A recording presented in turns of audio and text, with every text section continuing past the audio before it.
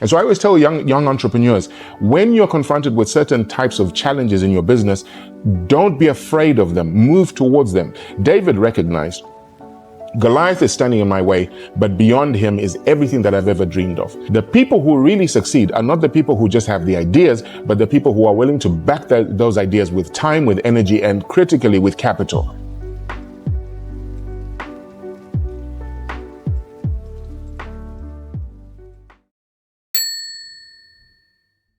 One of my favorite personalities in the Bible is David, for the simple fact that he was a man that everybody counted out. He was the last man considered when they were looking for the person to promote. But the thing I love about David as well is that he knew something that is really fundamental that a lot of Christian entrepreneurs miss, and in fact, entrepreneurs generally. He understood that you never go into battle without first negotiating what your spoils are. So if you imagine, just when they were looking for a man to go against Goliath, one of the things David did, he asked the question, what will be done for the man that conquers this giant? Are you with me? And of course, then they told him, if you conquer this giant, you will not have to pay taxes, and you will have the king's daughter as your wife. And of course, if you're speaking to a 16-year-old, that was the motivation enough. Are you with me? So what does he do? He says, okay, I've negotiated my stuff. Now I'm going to conquer the giant. And of course he did. And as a result of that, he was then translated to a whole new level. One of the things that I've come to understand in business is that in order for you to go to your next level in business and in life generally, you're going to be confronted with Goliaths. And one of the challenges with Goliaths, by definition, because he's a giant, he is terrifying. So what a lot of people do when confronted with that kind of opposition or that kind of challenge, they shy away from the challenge. And what they don't understand is that they are now consigned to going around the mountain another time. Goliath, just beyond Goliath, are the spoils of overcoming him. Just beyond Goliath are the trappings of wealth for conquering him. But if you don't conquer him, you are consigned once again to going around the mountain at the same time. And I know, for example, in one of our businesses, we had a situation where we actually had almost like a physical Goliath. A client who we knew was a nightmare to deal with, but that client represented our next level. And so we had to recognize that if we shied away from that challenge, we were going to be, our cash flow, our revenues, our turnover was going to be at this level when God wanted it to be at that level. And so I always tell young entrepreneurs, when you're confronted with certain types of challenges in your business, don't be afraid of them. Move towards them. They're going to demand more of you. They're going to require you to be more cerebral, more intelligent. They might require you to research more. They might require you to dig deeper into yourself, go into rooms that you don't want to go into because they make you feel uncomfortable. And that's what people don't understand. The discomfort that you feel is a warning sign that you are on your next level. You are going to your next level. It is a clarion call, that you are about to go to a whole new level. But a lot of people shy away from it. And this is what David understood. David recognized, Goliath is standing in my way, but beyond him is everything that I've ever dreamed of. It is the significance, it's the prominence, it's the influence. Don't run away from your Goliaths, run towards your Goliaths. And so when we're talking about this area of business as well, when you're talking about risk, because that's another thing that David understood. He understood how to take risks, and he learned how to deal with that in the backside of nowhere where nobody knew who he was. So he fought against the lion and he fought against the bear. And of course that prepared him for the time when he was eventually confronted with Goliath. So a lot of the times what happens in our lives in business is there's a lot of little challenges that you find around you. And sometimes as young entrepreneurs, you mock those and you ridicule them, but you don't understand that they are training ground for your next level. Yeah. And this is something that I really want to emphasize as well, the importance of having what I call having skin in the game. Okay. Because the biggest challenge I've noticed with a lot of people who go into business, they want to have the success, but they don't want to risk anything.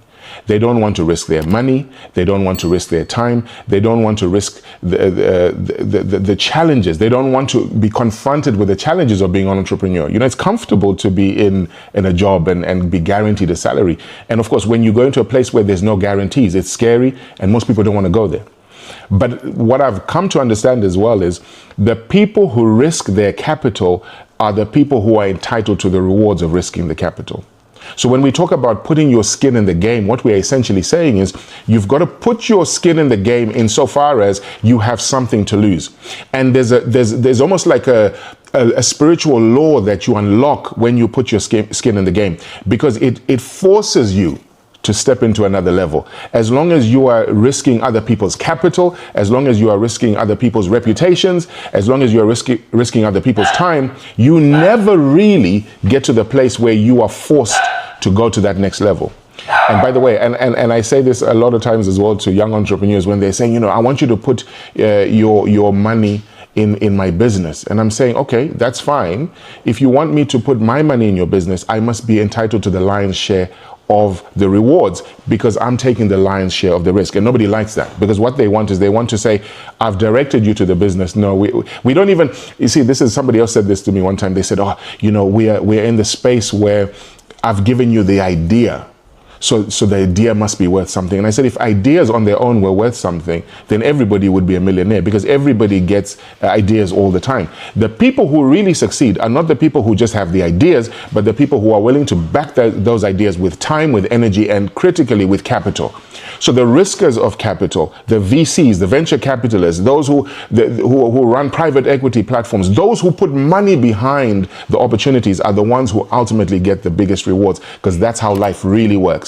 If you're the guy who buries your talent, if you're the guy who decides, I don't want to use what I've got and I want to hoard it and I want to keep it, the scripture lets you know you're a wicked man and you are consigned to the scrap heap of destiny, and God throws you literally into the pit of hell because of that. He does not like cowards.